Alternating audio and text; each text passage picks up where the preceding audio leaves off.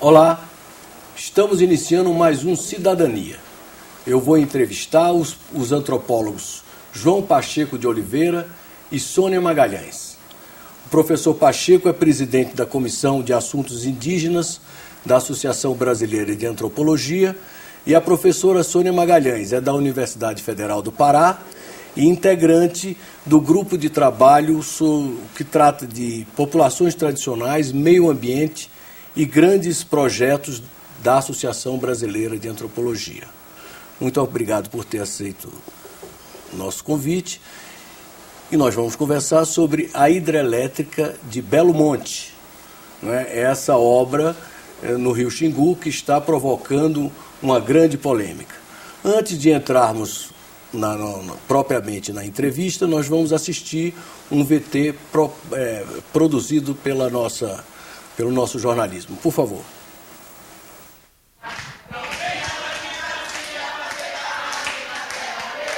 Desde que começou esse projeto de construir, que era chamado Cararaú, hidrelétrica Cararaú, nós fomos contra a construção dessa barragem, porque prejudicaria nós indígenas,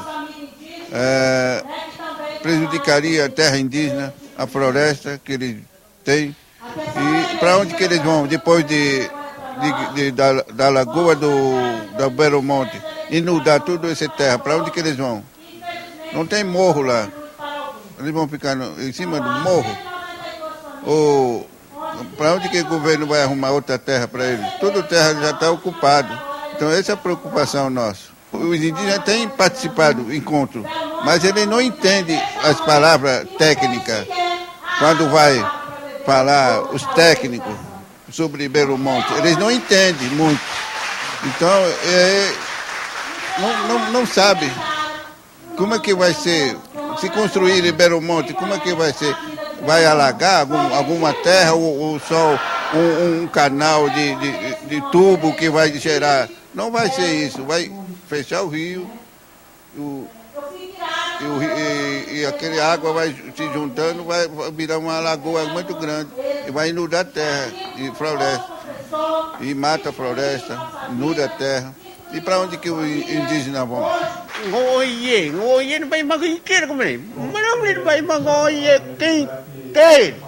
Estou gostando da barragem de Belo Monte. Por que eu estou falando isso? Porque o rio tem que ter limpo, o rio tem que ter vivo, o rio tem que ter peixe. Isso, eu não gosto de Belo Monte. Belo Monte é uma evolução muito consistente de tudo aquilo que aconteceu em barragens na Amazônia. O que tem que se entender é que essa usina vai operar de uma maneira interligada, ela vai ser interligada com o sistema de Tucuruí, com o sistema Nordeste, com o sistema Centro-Oeste, Sudeste. E exatamente pelas características da hidrologia das várias regiões do Brasil, nós vamos ter absoluta condição de otimizar a energia da usina, e Belo Monte é um projeto fundamental para o país, não só do ponto de vista de energia renovável, mas para evitar definitivamente o racionamento da energia. Mas exatamente pela interligação da usina, quer dizer, o conjunto do sistema interligado com a usina vai levar a uma otimização do processo de geração de energia de Belo Monte, e quem ganha com isso é o país. Vimos aí posições antagônicas, né? Os caciques se manifestaram contra e o senador Delcídio defendendo, também com argumentos bastante técnicos, a construção da...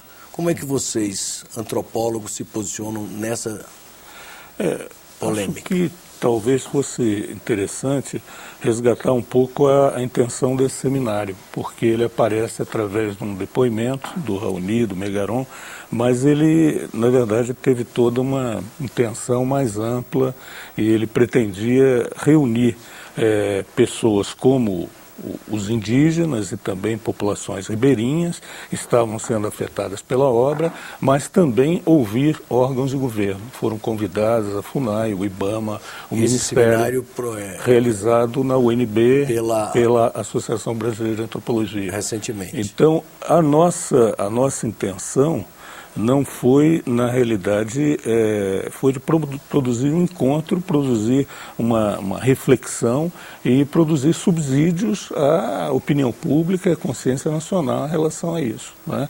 Quer dizer, eu acho que ainda que exista, para nós, seja fundamental, né, ouvir os atores a nível local, nós entendemos perfeitamente que existe uma série de questões legais, técnicas envolvidas e que precisam ser abordadas. Então, na realidade, a voz, vamos dizer, dos próprios interessados é um dos argumentos, mas não é o único levantado.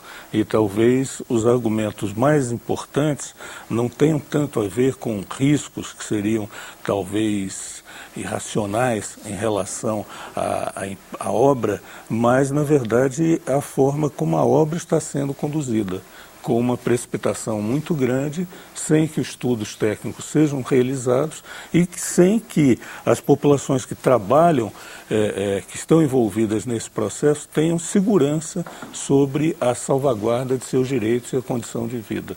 Nós não estamos, de certa forma, discutindo a energia, nós estamos discutindo o custo humano envolvido e a falta de segurança em relação a perdas que podem ser inevitáveis, não é? Professora Sônia. O que eu acho que a gente poderia acrescentar é que há um pouco uma forma de colocar Belo Monte como algo imprescindível e, portanto, indiscutível, que não há argumento contra Belo Monte. No meu modo de ver, quando se fala em Belo Monte, tem que se levar em conta, em primeiro lugar, mesmo do ponto de vista técnico, uma especificidade de Belo Monte. É que, além de alagar, ela vai secar mais de 100 quilômetros de trecho do rio Xingu, chamado Volta Grande do Xingu, o que isso alarga em muito os grupos de população que são atingidos, né? Então não se trata apenas das populações que estão na área que vai ser alagada, mas de toda a população que está na área que vai ser secada. Sei, mas o governo não tem prometido recursos 3,5 bilhões em investimentos como compensação aos problemas socioambientais provocados pela obra? Quer dizer, a senhora não acha que, havendo compensações, esse problema poderia deixar de ser um obstáculo? Vamos por partes, eu diria, né? A primeira parte é o seguinte: quando foi emitida a licença prévia pelo IBAMA, o próprio IBAMA sinalizou a gravidade ou a quantidade de incerteza técnica em relação à obra. E ele sinalizou isso como? Através das condicionantes, né? Então, o próprio órgão do governo, licenciador, fez isso. Ao emitir, por exemplo, agora, recentemente, a licença de instalação e deixar de considerar aquelas condicionantes, novamente o IBAMA emitiu outras condicionantes. Então, num programa como esse, e assim, eu como antropóloga não posso falar, não tenho autoridade para falar de todos os problemas que envolvem essa associação entre secar e alagar, né?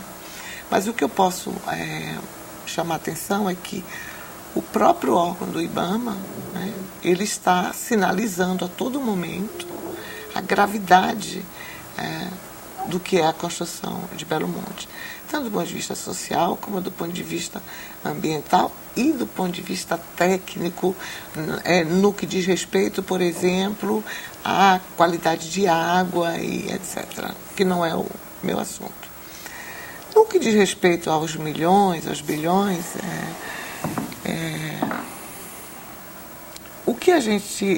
o que eu tenho de informação concreta é que no leilão de Belo Monte, isso constou de uma das cláusulas do leilão, foi exigido apenas 500 milhões de reais para o plano de desenvolvimento sustentável da região do Xingu. Então, isso é o que há de concreto, né?